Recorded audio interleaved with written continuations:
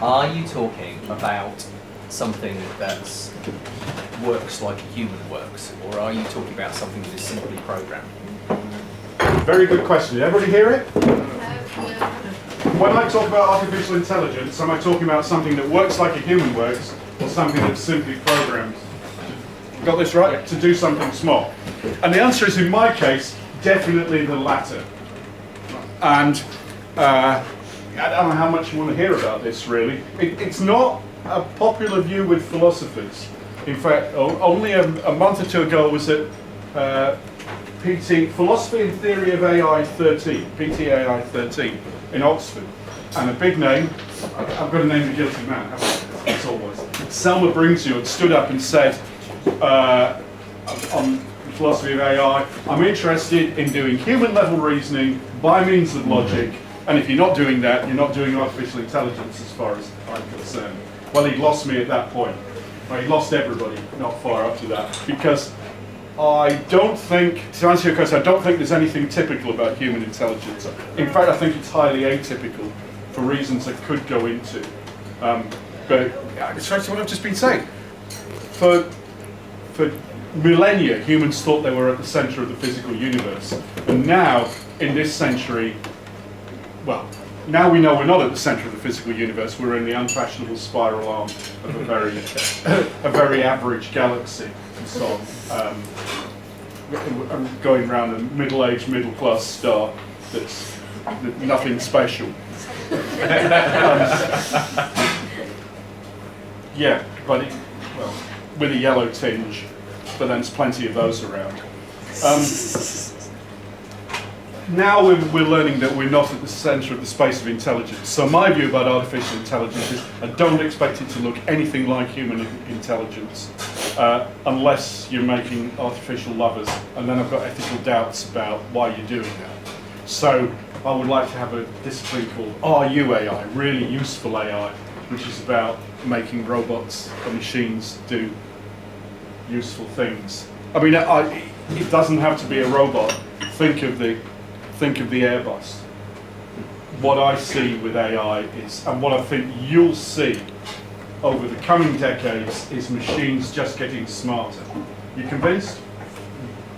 I've got a 1960s car as well as a 21st century car, and the difference is instant when you get in it.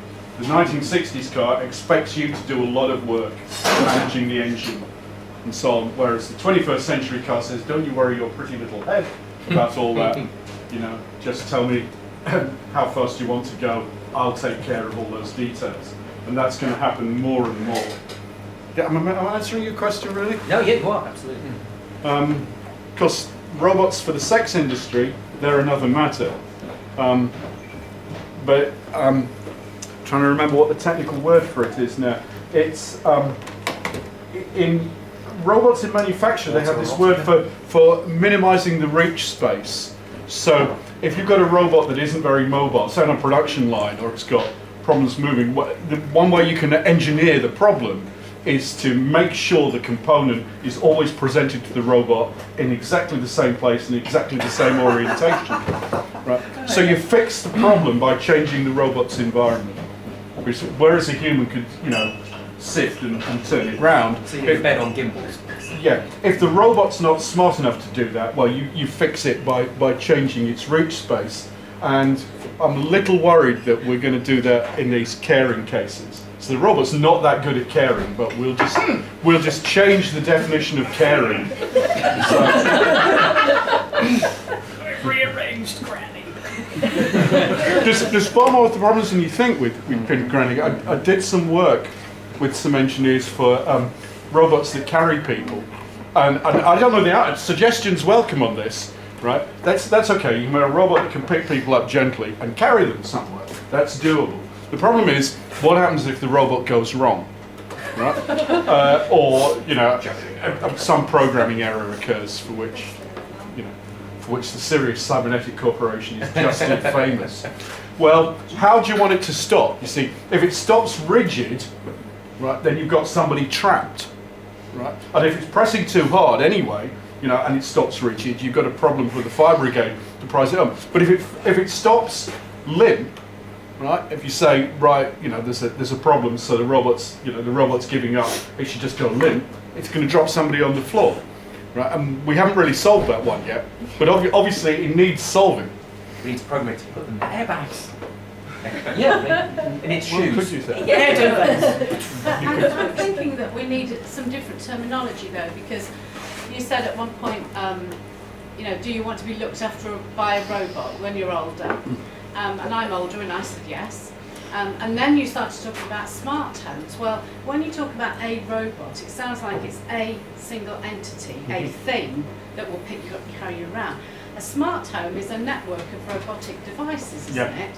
Yep. And we haven't got a word for that. So we keep using the term robot, which is so loaded with prejudice and misunderstanding that I think it's a really problematic word. So can we look at another word for a smart home rather than, do you want to be looked after by a robot? Because that's not really what you meant. Very good point. If you can come up with some words.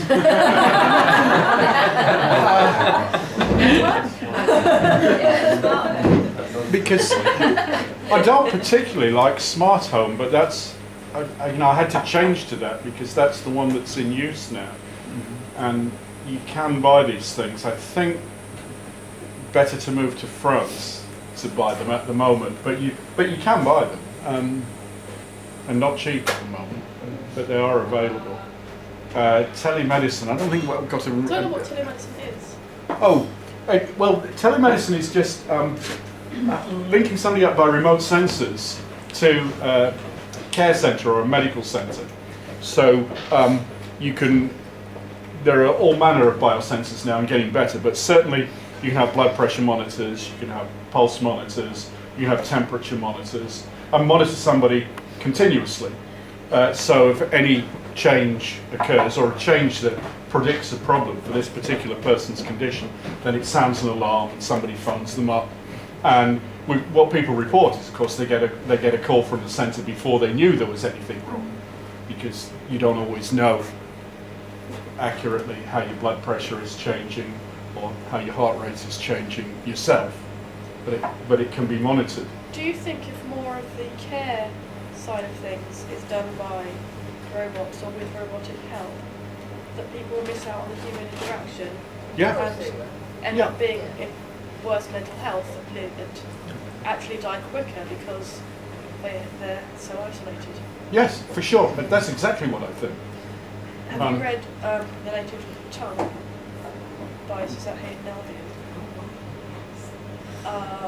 There's a community of elder women in that who have the opportunity to be looked after by robots, but they choose to be cared for by humans who have inferior skills, because the loneliness of being cared for by robots is too great. Yeah.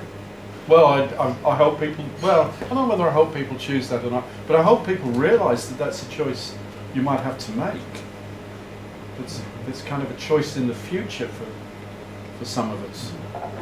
Yeah, I thought that it was interesting, the word choice sort of spurred the idea that you were asking the question, would you like to be looked after by robots? And my answer is, well, what's the choice? Is it a choice of being looked after by a robot or a human, or being looked after by a robot or nothing? In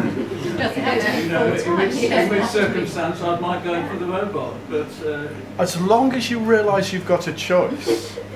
But a choice of nothing and something is not really... Yeah, not a great choice. Well, no. I know. A lot of the enthusiasts for this, when they shout at me and they say, look at all these abuses in care homes. Humans are really terrible at looking after people. Humans are really terrible at caring. Exactly. Humans are really terrible about paying care staff and treating them well. Yeah, that's very true as well. And that may be, in my what's going on slide, that may be something that's going on with teachers. Right? It's a profession that's been valued lower and lower. Do you think they become dehumanised though?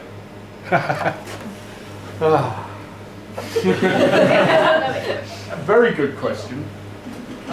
And that philosopher I was talking about, Maggie Bowden, wrote a paper exactly on the it. US military, don't they get their troops to play these aggressive video games? Yes. Because it prepares them for the conditions and stress that they'll be under when they're actually in reality. So they play these virtual reality games with the smells, the explosions, the guns. Not just the US military, the British military uses this too. And of course, if you talk about some of the fighting now, if you're a drone pilot, it's more or less a video game war anyway. But as for the stress, God, how much do you want to know about this? Because I'm probably over them. I went to a dinner for old RAF pilots, and the officer commanding of the RAF said that his boys and girls out in Nellis Air Force Base, Las Vegas, were suffering a lot of stress from flying these drone missions. And of course then there was a lot of muttering in ranks, I mean, partly because he was speaking too long after dinner, and we'd all had plenty to drink by then, and partly because there was a sergeant pilot from the Battle of Britain sitting next to him, who'd seen his friends burned to death in front of him, sort of thing. He said, "Don't talk to it." And we were saying, "There's no stress in that." But apparently, and this may or may not be secret, apparently it's a very stressful job to fly drones, and nobody really knows why. You're killing people.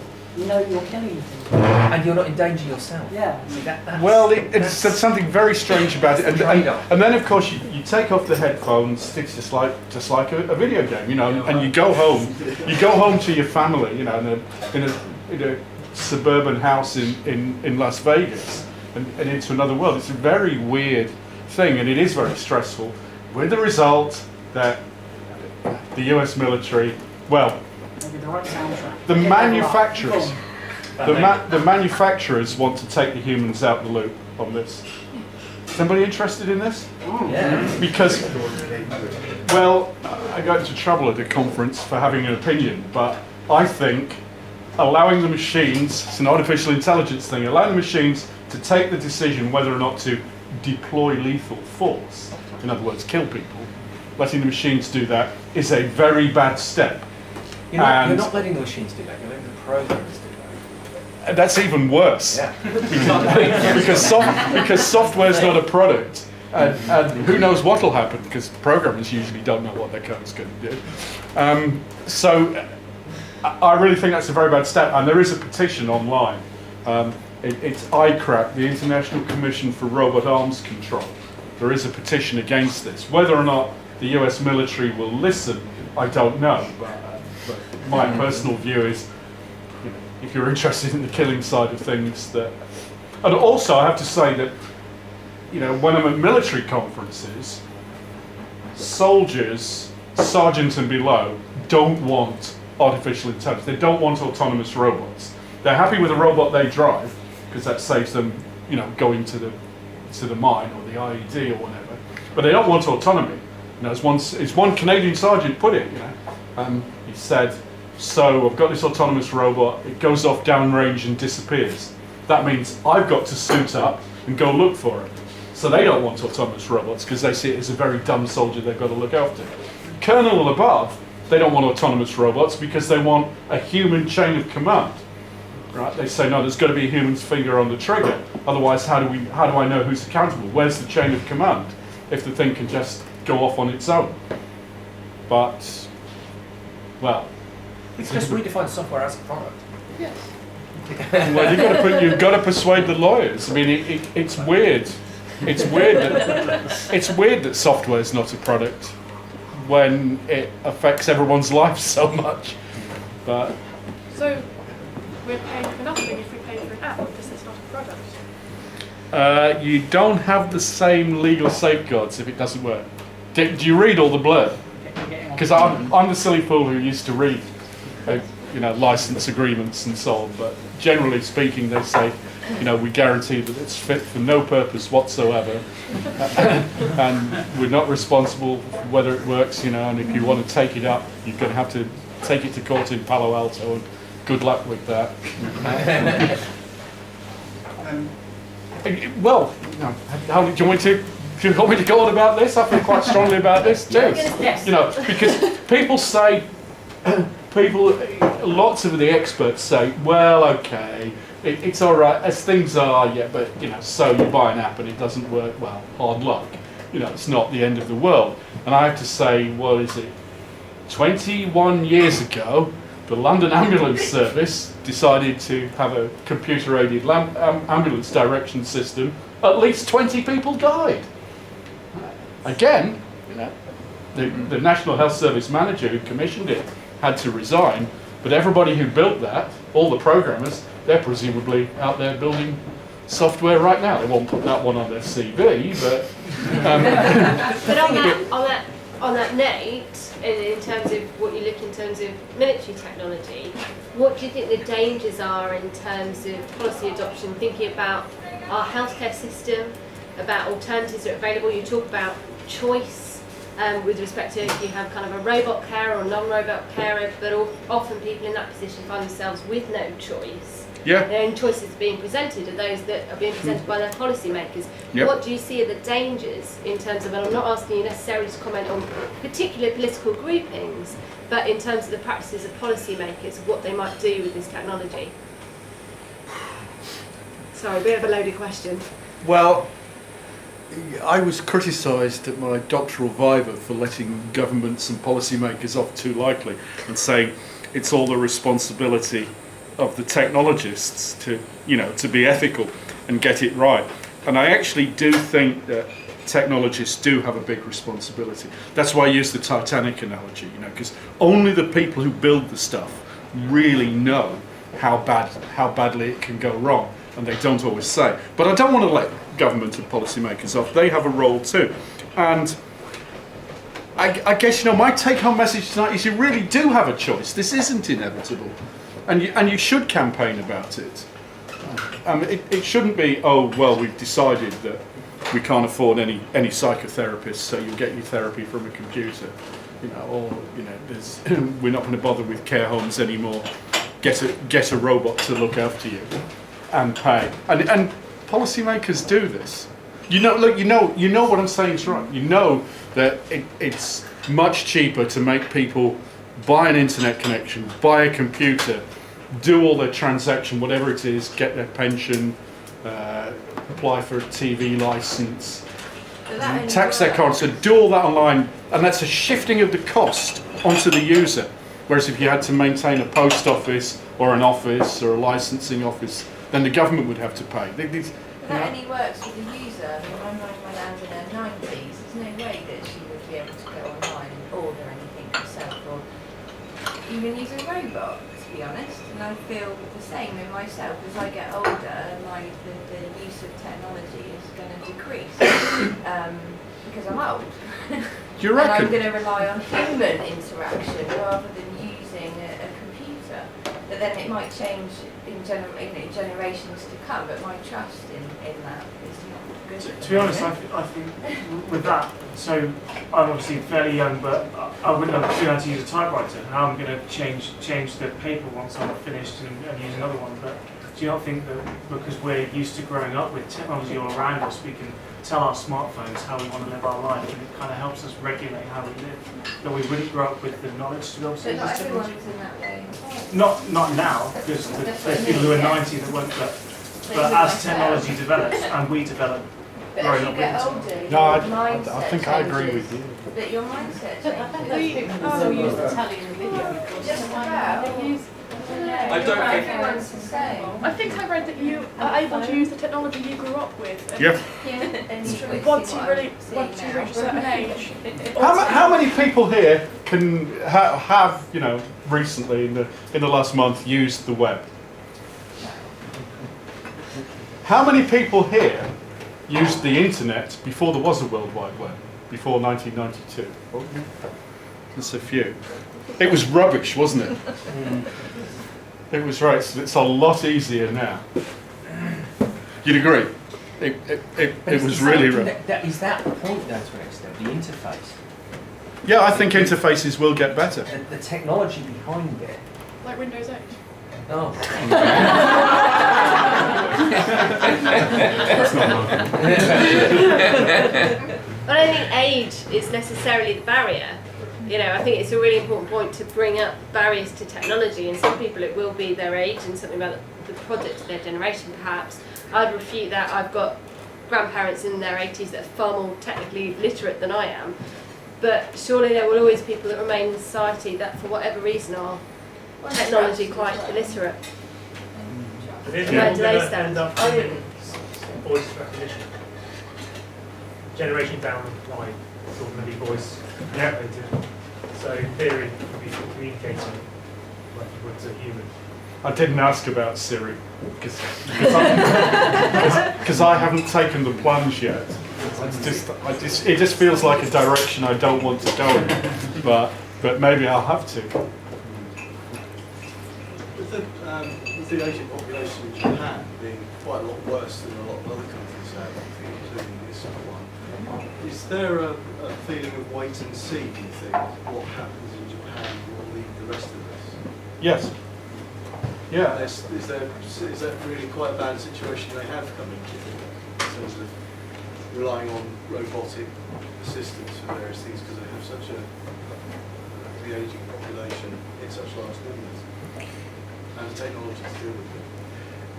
It's good to wait and see what happens in Japan, but I mean, I can't emphasize enough that the Japanese feel very differently about robots. In fact, I gave a version of this talk at UCL, and the Japanese postgrad afterwards said, what you've got to understand, Blay, is that in Shinto, even a stone can have a soul. So it's just no problem for the Japanese to invest, you know, to think of robots as carers. And it just comes naturally to them. And they're really positive about this. And of course, it will help with their aging population.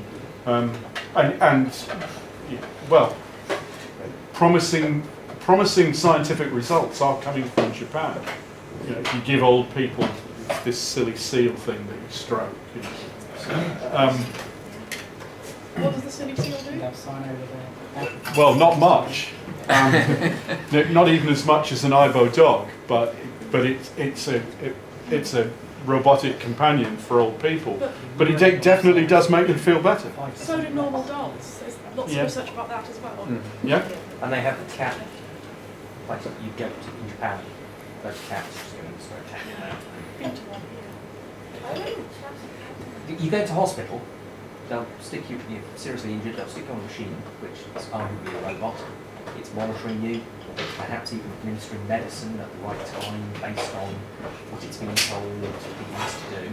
So that's a robot which is caring for you. Yep. Few people would say that's a bad thing.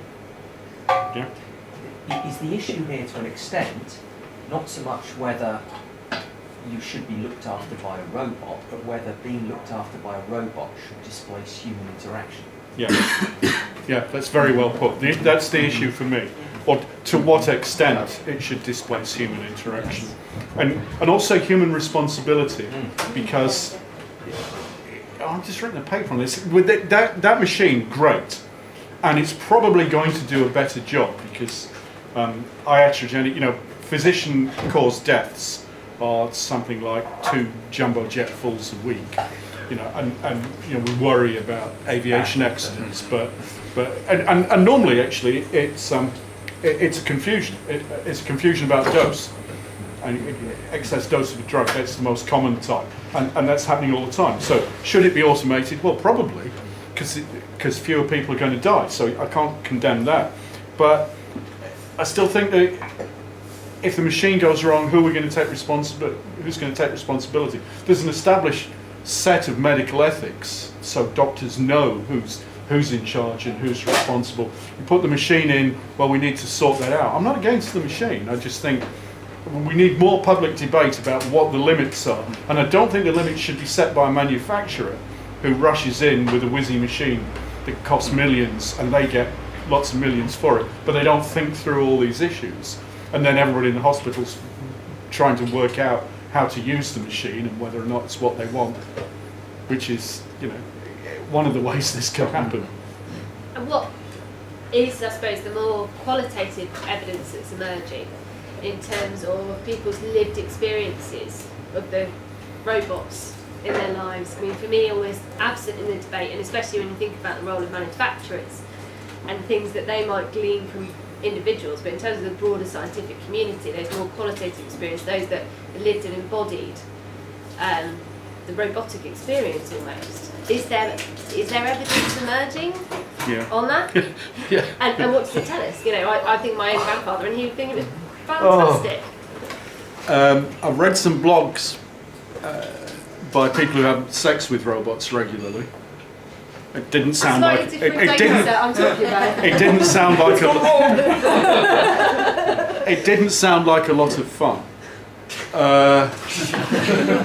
No. But they do it regularly.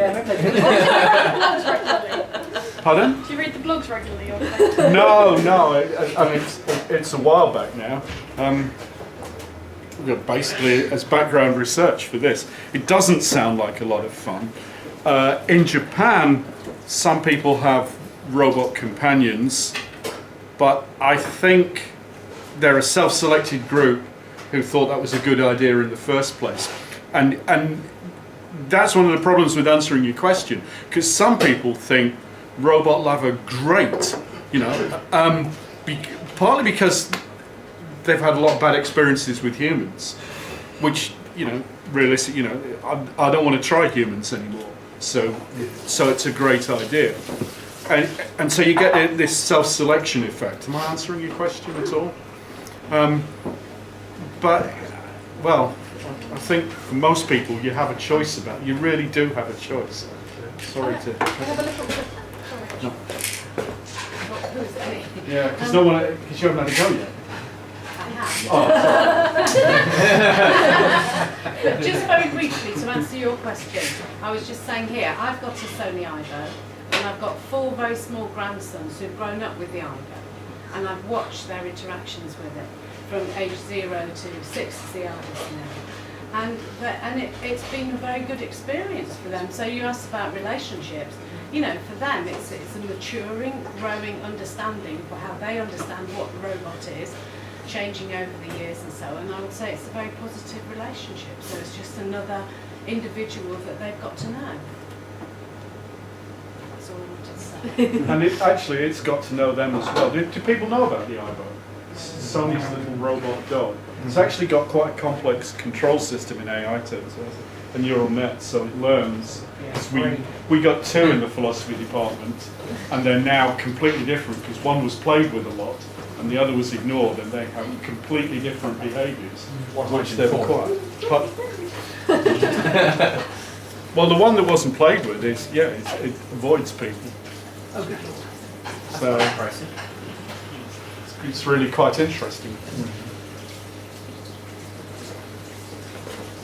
Hi, I want to ask about the uncanny valley. You were talking about the changeable nature of terms like frame, light, and how they are context specific and can change over time.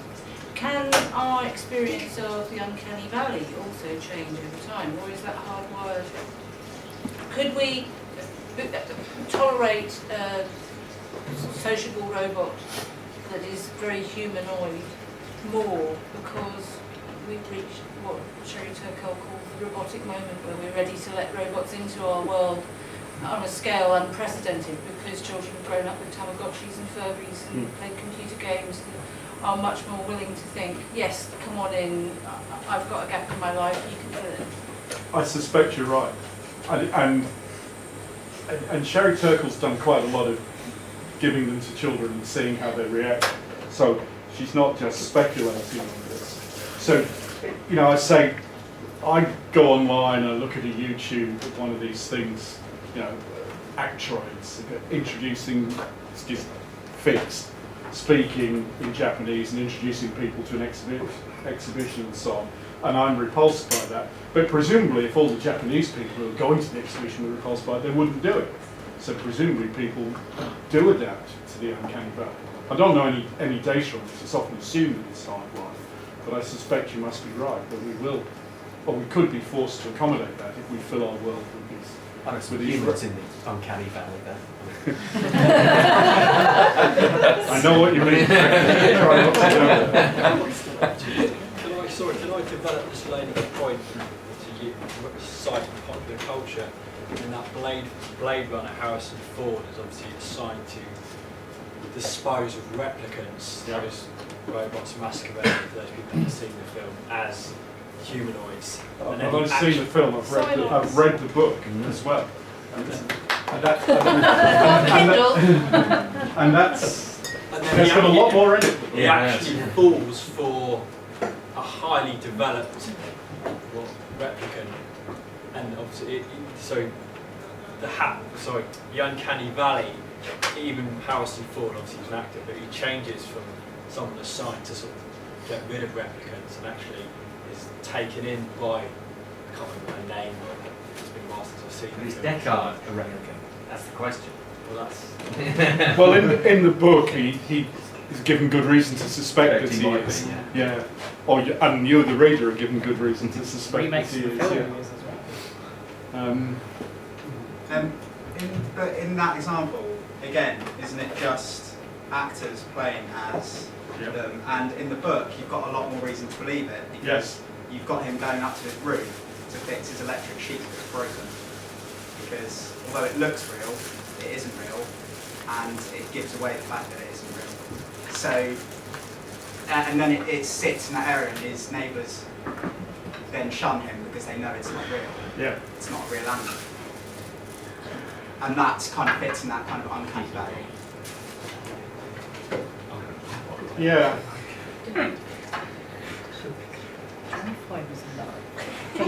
Sorry.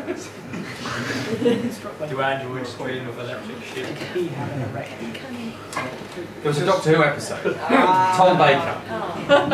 You won't catch me out there. I have Robots seen of Death. every single episode of Doctor Who, and that's something most people in the room can't achieve because the BBC wiped the tapes. So there.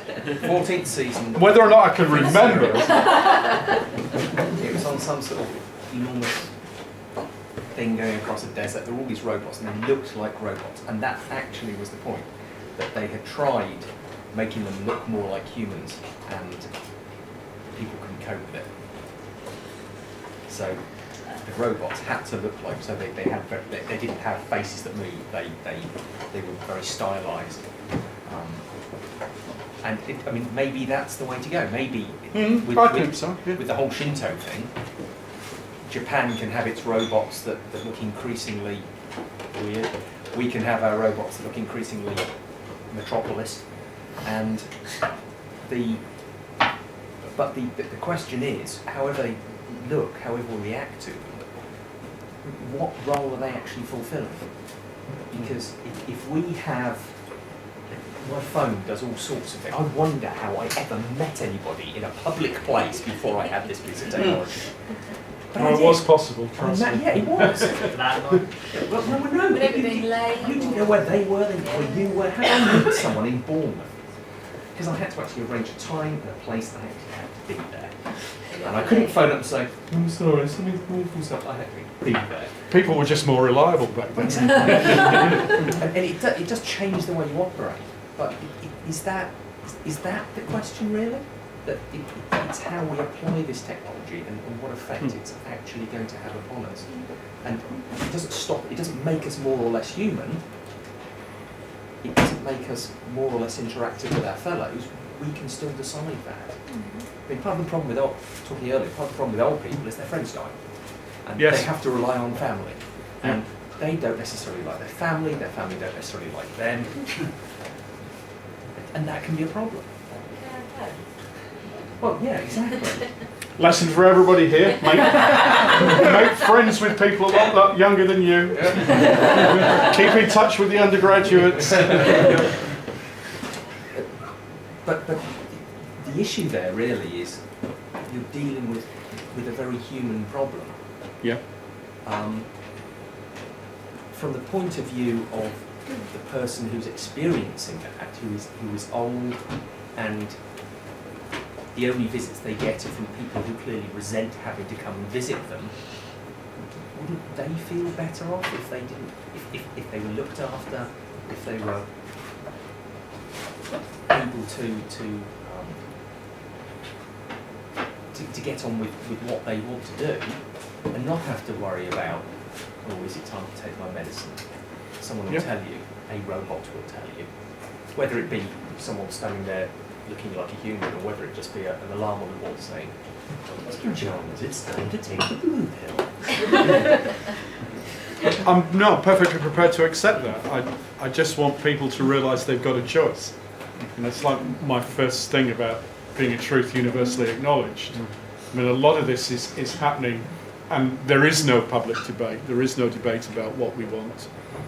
But maybe it's not so much a choice as a menu, so that we'll have a blended bits of, robotics bits of. I personally I'm all for want that. a robot looking after my nan or my mum. I probably want to see it, or a human. So that I wouldn't want. I'd feel like it was a cop out. It wouldn't be That's how I would feel. It might be But that seems perfectly reasonable to me. Yeah, like a cop out. I'll just pay for someone else to do it because I don't want to do it. But it doesn't have to be all or nothing, does it? No. You could have a robot doing the bits that robots are good at. And Yeah, I think humans it has to doing be. For lunch. But it'd have to be human interact. I wouldn't like the thought of any person, no matter whether they were family related or not, to be just dealt by a robot day in, day out, no human interaction, so they won't have that care. But if the quality. human can only be there some of the time, and the rest of the time there are machines looking out for them, that's Fair enough on that one. But if the convenience became 100% Yeah, that's over a period of Yeah. time, That's you've fine. then got the loss of a care role, and then does that mean we forget how to care Yeah. if we're not caring as a role? It's interesting what the words that you used, having a robot look out for you. I mean, I think we're in danger of imagining that robots can actually look out for us, and that they have any Your capacity car to does care. it all the time. And Windows 8 does it for me, and I don't know. Yeah, back to You got Windows. your lights on, There are always bad examples. Well, there's an active debate in the aviation world. I mean, partly about Air France AF447, if you want to look it up, which was the Airbus that crashed. And a lot of the older people are saying there's now a generation of pilots who don't actually know how to fly. And that is really a problem. Because they've always flown highly automated aircraft. I mean, it's like me saying there's now a generation of students who get to the university but they don't know how to read a map because they just follow the instructions of GPS. They've no idea where anywhere is. They just follow the instructions of GPS. Maybe that doesn't matter in a car, but in aviation it's looking like it matters because, there was a so-called miracle on the Hudson. But everybody, the youngest person in the crew of that aircraft, and I'm including the stewardesses, the youngest person was the co-pilot who was 49. It was a triumph. It was a triumph for the older generation in a whole load of ways. And in fact, the cabin crew don't get the credit they deserve. But did you notice that only the overwing doors were opened? Did you spot that? And another thing you probably don't know about that flight is there was no briefing on action in the event of a ditching, because presumably to save a few cents. If no part of the intended flight takes place over water, you're not legally required to tell the passengers what to do. And it's very important to tell them what to do because you have to tie the life jacket on while you're still in the aircraft because you won't be able to tie it on in the water. And you have not to inflate it while you're in the aircraft because that will kill you too, because you won't be able to get out then. These things are really important, but the stewardesses on that flight, all of whom were in their 50s, knew exactly what to do. So this is increasing. A lot of money on this crash. This is increasing the generational split in aviation because That's what humans are. Robot fail-safes. yeah, but they can only do that if they remember the days before smartphones. Yeah, they don't be able to do it. If they still have the skills, and obviously in some cases skills can be lost. And do we care about caring skills being lost? Yeah. Think about psychotherapy as well. That's all going to be done by computers. Is there going to be a loss of skill there? I hope there's no psychotherapists here. Because when I read these figures, I think if I were a psychotherapist, I'd be either cross or depressed or both. That nice are saying let's have computers do it. I mean, But as a psychotherapist, I feel quite cheered because I think actually these people that are tied to computers, then all end up very depressed and actually they're going to come to me.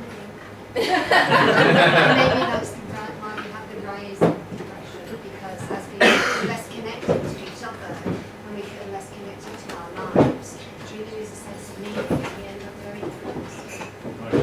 I have a different theory about depression. The risk of being slightly political here. You know, the World Health Organization declared depression an epidemic in certain countries, including this one, and the United States. And what those countries, I think all the countries on their list have in common is a very unequal distribution of wealth. And I had a friend from Ghana. You have to think what do Yeah, well, I had a friend from Ghana who said, looked around and said, yeah, you've got a problem in Britain, Blaine, but I don't think it's a serotonin problem. And that's my feeling. We've got a problem, but I think it's a social problem, not a serotonin problem. But we've got a great talk on SSRIs. Interesting research going on with that. But I'm glad you cheered up like this. Okay, does anybody have any final questions? It's not a question, it's just a comment. Can I sort of say, like, do we actually think technology now is a choice? For example, as someone who's reasonably young, if I said, no, I don't want to use a computer, I don't want to use a mobile phone, would I not then socially and in terms of work shun myself from society unless I went to live in a cave? I still think you've got a choice. Yeah, but I don't. No. I don't. It might be a shared social choice. And I said, what's that? And they were like, or anything like that. Not even. I have good friends and I'm in contact with them. And I'm you not have saying a use you have a it. mobile phone, though. But that's the point. The point isn't don't use any technology. I thought, it's just to what extent you can choose, to what extent it takes over your life. And I suppose it's, if I wanted to, I could, but I choose not to. But I still think it's a requirement of modern day existence, and my mother's quite unusual in that she does not know how to use a computer. She has no desire at all. I call her a Luddite, but she doesn't care. She still likes pen and paper, but it works for her for the time being. Poor old Ned Ludd just wanted to stay in work a bit longer.